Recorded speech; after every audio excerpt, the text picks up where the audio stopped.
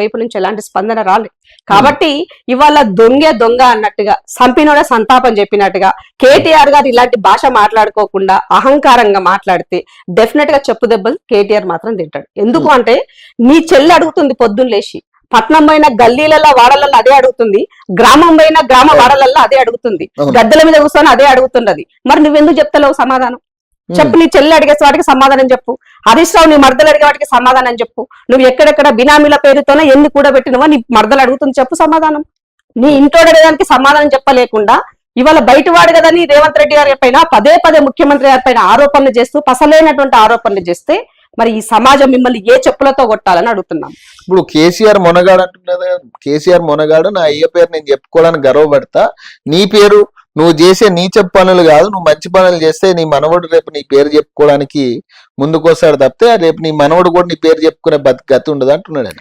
ఇప్పుడు కేసీఆర్ మనవడే ఒక బడి పోయి చెప్పినాడు, వాళ్ళ తాత బడి ఎట్లున్నదో చూసినావానే మనం ఎట్లున్నదని చెప్పినాడు. నా మనవడి తిన్న సన్న బియ్యం తింటాడని నీ మనవడు నువ్వు చెప్పినావు కదా, మరి నువ్వు ఆ సన్న బియ్యం ఇచ్చినావా? ఇలా రేవంత్ రెడ్డి మనవాడి తినే సన్న బియ్యం రేవంత్ రెడ్డి ఇస్తున్నాడు. మరి అప్పుడు ఎవరు గొప్ప తెలియదా? ఎవరు ఏమంటారు? నువ్వు చెప్పిన నీ భాషలోనే చెప్తున్నాను నేను. కాబట్టి ఏదన్నా ఒక అంశాన్ని, పస ఉన్నటువంటి అంశాన్ని లేవనెత్తి మాట్లాడితే అందరు హర్షిస్తారు. కానీ పసలేనటువంటి వాదనతోటి పొద్దున్న లేస్తే ప్రజాక్షేత్రంలో బావబామర్దుల మధ్య ఆ పోటీ కోసము మీరు ప్రెస్ మీట్లు పెట్టి మాట్లాడితే మిమ్మల్ని అసలు పట్టించుకున్నట్టు లేడు. ఎవరైనా పట్టించుకుంటారా వీళ్ళ మాటలు? ఎక్కడైనా ఎవరైనా వీళ్ళని స్వీకరిస్తున్నారా? ప్రజాక్షేత్రంలో కేసీఆర్ ఇప్పుడు బహిరంగంగా బయటకు వచ్చినాక అయినా కూడా అంత పట్టించుకునే పరిస్థితి ఉంటుందా బీఆర్ఎస్ కి?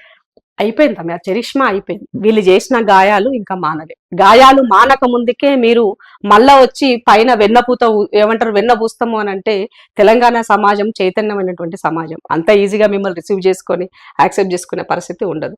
రేవంత్ రెడ్డి గారు ఇచ్చినటువంటి మాట ప్రకారంగా రాష్ట్రం ఎంత ఆర్థికంగా ఇబ్బంది ఉన్నా కూడా ఒక క్రమశిక్షణలో భాగంగా ఏ విధంగా కేంద్రం నుంచి నిధులు తెచ్చుకోవాలి, ఏ విధంగా నా రాష్ట్రంలో ఉన్నటువంటి వనరులను మరింతగా నేను పెంపొందించి దీనిని ఎకానమీ వైపు కన్వర్ట్ చేసి నా రాష్ట్ర ప్రజలకి రాజకీయంగా, ఆర్థికంగా, ఇవాళ సామాజికంగా వాళ్ళని ఏ విధంగా అభివృద్ధి చేసుకోవాలని ఒక ఆలోచన, ఒక స్పృహతో పనిచేస్తున్నారు. కేటీఆర్ కాన్వెంట్ లో చదువుకొని వచ్చిన ఆయనకి లేనటువంటి తెలివి మరి ప్రభుత్వ బల్లో చదువుకొని వచ్చిన జెడ్పీ స్కూల్లో చదువుకున్నటువంటి రేవంత్ రెడ్డి గారికి ఈ ఆలోచన ఎట్లొస్తుందన్న అక్కస్ అన్నది చాలా క్లియర్ గా కనబడుతుంది. ఇప్పుడు